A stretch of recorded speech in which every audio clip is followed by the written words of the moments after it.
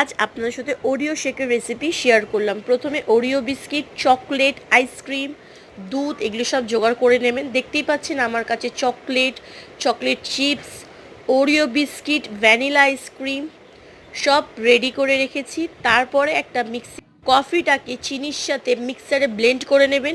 সেই জারের মধ্যে ওরিও বিস্কিটগুলো ভেঙে ভেঙে মিক্সারে ব্লেন্ড করে নেবেন।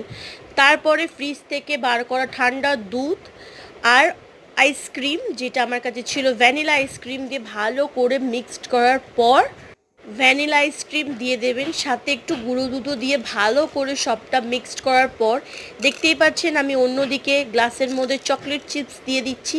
আর এই যে আমার ওরিও শেক ফুল রেডি। এবার ওরিও শেকটাকে ভালো করে একটু শেক করে নেবেন। তারপরে গ্লাসের মধ্যে যে চকলেট চিপস ছিল সেই গ্লাসের মধ্যে ওরিও শেকগুলো ঢেলে পরিবেশন করুন ওরিও শেক।